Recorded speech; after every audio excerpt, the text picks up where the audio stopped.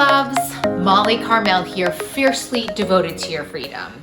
And boy, does diet culture have us by the neck. Has us thinking all sorts of crazy things, and especially the B and W, black and white thinking, which gets us in so much trouble. And the biggest piece of trouble, I think, that it gets us in is when we go off course.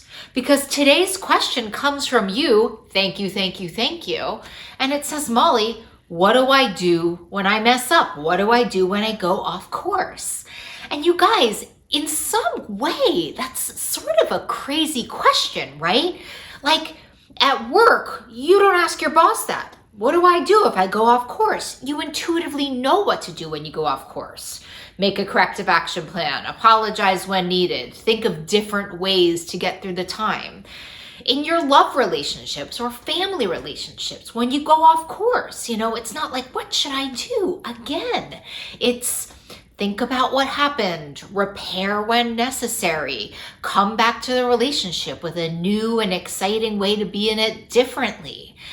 And so the same can be said in your relationship with food. It's funny, it's like there's actually a way simpler answer to these questions, but we've been programmed over and over and over again that when we go off course, so it's over, like the relationship is over, and that we need this like big, huge master plan, which is usually another fad diet that lets us down. And then we go into that demoralization, and usually it comes with some added physical pain and weight gain, or just in general depression and hopelessness, which in many ways is worse than putting on weight or having issues with your body.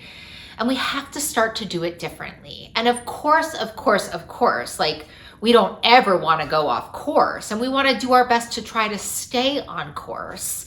But let me tell you something, love. If you're living a big, beautiful life, it is very, very likely that you're going to go off course. And I don't mean that in like a very intentional way. I just mean, as I say, life gets lifey. And so we have to be ready and accustomed to get right back on course, because you know what we usually do when we make a mistake on our diet, right? It is not good news, because it's like if we have a car, we get out of that car, we take a knife, we slash all 4 tires, we torch the car, and we leave it on the highway. And if we're gonna be in a loving and healthy relationship with food, when we go off course, this cannot be our line of action. We have to find a way different way to respond to when we go off course. And I want to bring in this concept, which is, can we turn on our brains for a second? Because I really think that when we make mistakes, it's such an opportunity for us to learn more about ourselves and our relationship with food.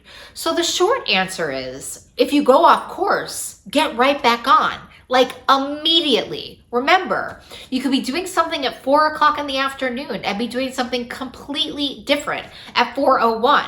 We just have never thought this way about food. And it's time to rewrite this whole story about going off course. Because in some ways, going off course is going to be an inevitability. How you respond to it, how quickly you get back on track, and what your corrective action plan is, that's a totally different story, and that's up to you.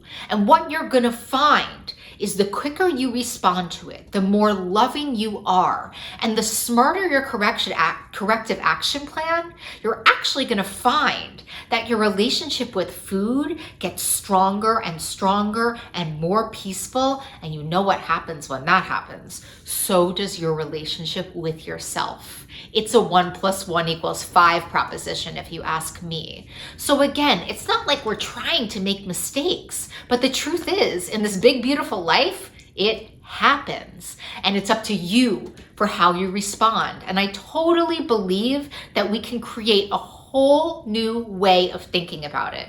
And if we can do this, you don't even understand. I mean, you're going to have so many other things that you can attend to, because your relationship with food is going to be good to go for the most part.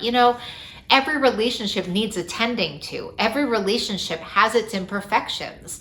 Every relationship comes with its positives and its negatives. And your problem actually is the only relationship in this world that you have to be in is with food and with yourself. So let's think about this. How can we be doing this better? How can we be getting back on track in a way that's smarter and more compassionate and just generally easier, making our relationship with food even easier? I need to know this. So can you please, please, please leave a comment below? I'm obsessed with them. I always respond to them, and I usually do another YouTube video about them. So let's get on it. And listen, make sure you press subscribe so that you're like the first to know. We got a party going on here, and I want you to be the first one in. And if you feel compelled, share this with somebody. Turn on your subscriptions. You know the deal on YouTube. But listen, I'm here. I'm rooting for you. I'm obsessed with you. I'm sending you all the love, and I'll see you soon.